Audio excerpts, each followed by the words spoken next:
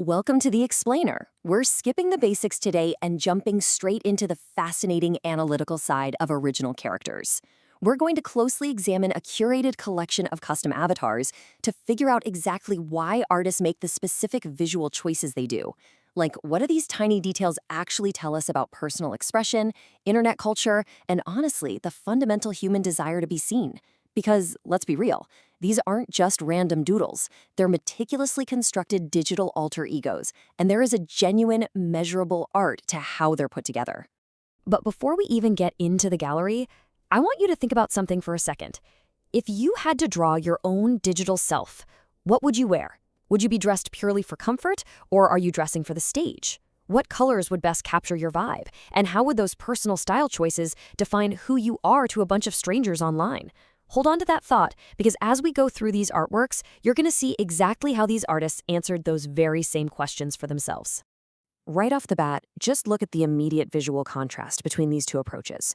On the left, we've got Jinahan. Notice those bold, super vibrant digital colors, the highly stylized outfit, and that incredibly polished pop idol aesthetic.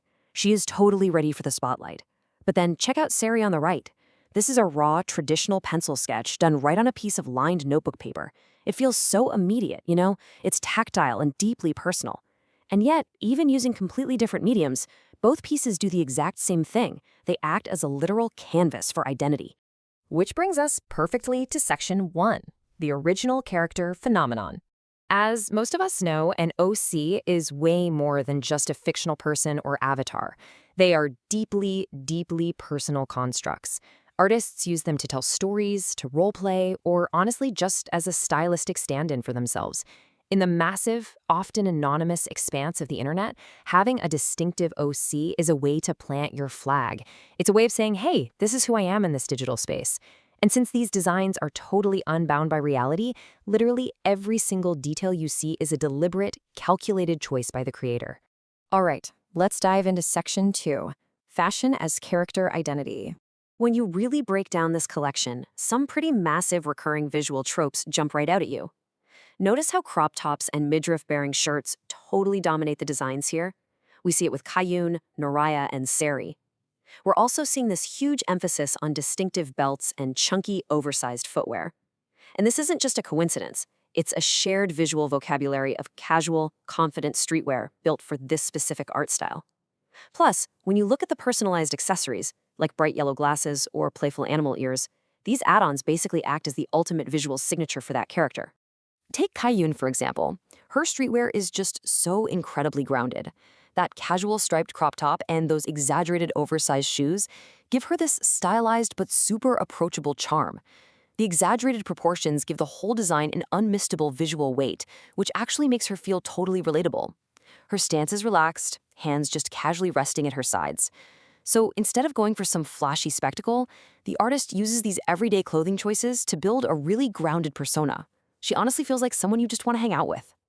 Now, while Kayun is playing it cool and relaxed, Noraya, she is actively projecting confidence. She completely nails that classic hand-on-hip power pose, and pairing it with a friendly little wave out to the viewer totally shifts the energy. But the real star of the show here are her personalized accessories. Those bright yellow pointed glasses instantly pull your eyes right to her face and expression. She pairs them with a tied purple top, blue shorts, and these chunky white boots. I mean, the whole outfit just screams personality and assertiveness. Moving along to Section 3, reading the cultural signifiers. Okay, let's take a closer look at Jinahan again. Right in the center of her blue and purple dress, you'll spot a yellow star, a pink heart, and right above them, the Korean text for unha, which actually translates to galaxy. This is such a brilliant example of a cultural signifier at work. By dropping Korean text right into a brightly colored pop idol outfit, the artist is signaling some very specific interests, like a massive love for K-pop or Korean media, and weaving that directly into the character's DNA. It adds so much wonderful depth to her overall design. And we actually see a really similar cultural synergy happening with Maji, too. Her design is so cohesive. She's rocking vibrant pink hair in a high ponytail, popping with these striking purple cat ears. But look right beneath the pink cat illustration on her shirt, you can spot the Japanese text for sakura, which means cherry blossom. This perfectly ties into her whole pink and blue color palette. The artist is basically taking Japanese text and pairing it with classic anime tropes, like the cat ears, to build this highly specific, culturally inspired thematic identity. That brings us to Section 4, Traditional Sketch to Digital Canvas. Jumping back to Sari's initial pencil sketch really lets us appreciate the raw, textural vibe of traditional media. There's just a special kind of intimacy in seeing graphite on lined notebook paper, right? You can literally see the artist's hand at work in the shading of her hair, the crisp lines of the belted skirt, and that super confident peace sign she's throwing up. And right down there in the bottom right corner is that proud, handwritten signature, Sari 2.0. It automatically implies a history, like there was a previous version, and we're seeing an ongoing creative evolution happening right there on the physical page. The really profound contrast here is how these characters are actually built. A traditional sketch, like Sari's, relies on raw pencil lines, the physical texture of the paper, and monochromatic shading to bring out the emotion. It feels totally spontaneous. But the digital canvas, like we saw with Jinahan, Kaiyun, Maiji, and Naraya, uses flat, vibrant colors, perfectly clean digital outlines, and super bright, saturated graphic elements. Digital tools give you that polished, final product look, whereas traditional sketches capture the messy, beautiful moment of creation. Both are completely valid and incredibly expressive ways to build an avatar.